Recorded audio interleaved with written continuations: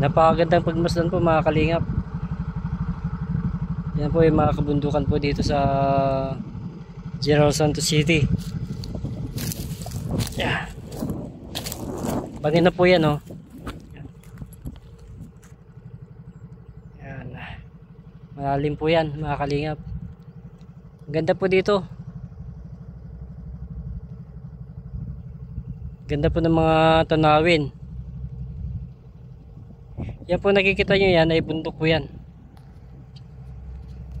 Sinumin lang po natin yan. Ito po. Tsaka dito po simentado na rin po yung daanan po dito. Tsaka kung mapapansin nyo po yung malayo po doon, yung mga kabahayan po doon.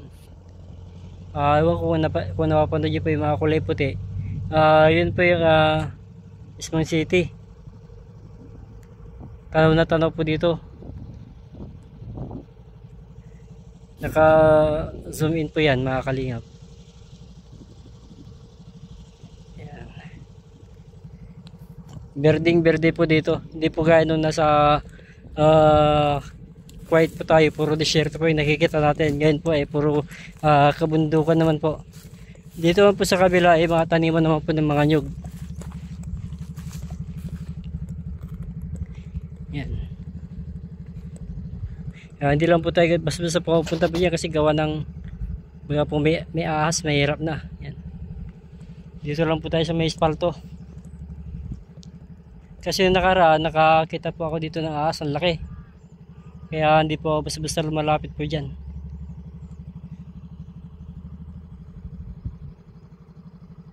Yan po mga kalingap dito. Napakaganda, napakasariwang hangin. Napakapayapa itong lugar na ito mga kalingap. May mga nyug, sari-sari po mga punong kahoy po dyan. At puro bundok po yung nasa paligid natin ngayon. Dito po tayo sa pinakatuktok.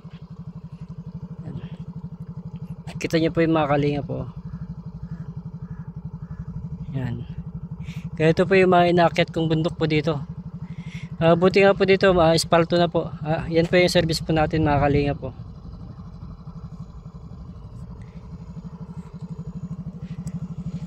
Meron pa dito ano to? Parang kalabasa ba to? Kung tama ba? Yan. Mga pananim po nila. Hindi ko alam kung pananim ba to o tumubo. Kasi ito epektanan po nila ito ng mga mais. Kaso nga lang po inarbis na po nila yung mga mais.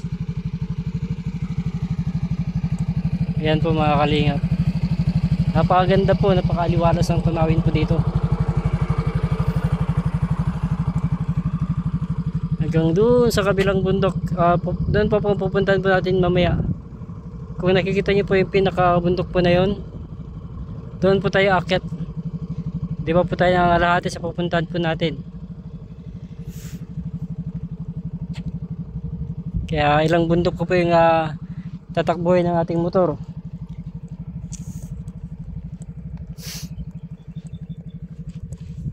Yan. Ito mga kalabasa nga ito mga kalinga po. Pero walang bunga.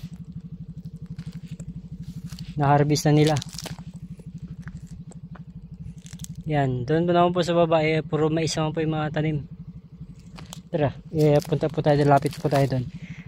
Tingin lang po tayo sa malilinis na lugar para kita po natin yung ahas kung sakasakali man meron. Para makita nyo po itong kagandahan po ng kabundukan ng General Santos City. Yan.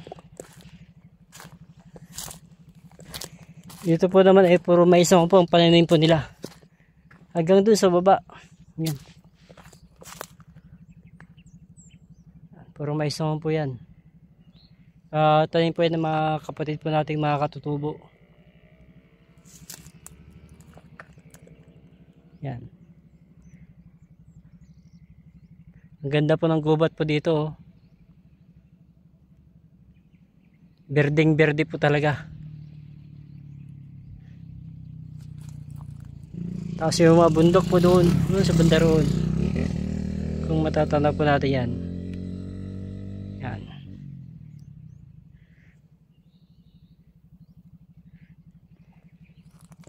Maganda po dito at tahimik. Noong nasa Luzon pa po ako, naririnig ko pag sinabing Mindanao,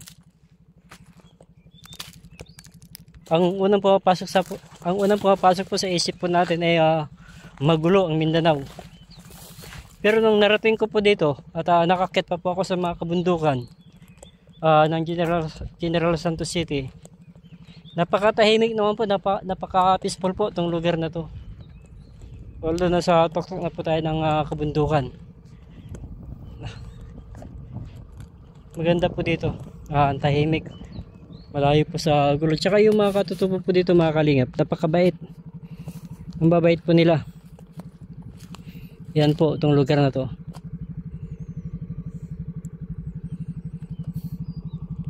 Ito po may share ko lang po itong pinapuntahan kong mga lugar po dito. At sa mga kaibigan ko dyan na nagsasabi na baka magulo, kasi may mga tumatawag din po sa akin through sa aking number, kaya nag-aalala din po sila mga kalingap. Niisip din po nila na baka malagay sa peligro yung buhay ko kasi bakit po tayo sa kabundukan. At huwag po kayo mag-alala mga kalingap, at safe naman po tayo dito. At saka ang babait po ng mga kapatid po natin, mga katutubo dito. Pag nasa biyahe po tayo mga kalingap, habang papunta po tayo sa tribo po ng mga kapatid po nating Blaan, ay nakasagasa po tayo ng ahas. Yan po mga kalingap, sa palagay ko kubra po ito. Comment niya po kung tama po, kulay brown po ito eh. At yan, natamaan po sa ulo, sa pool.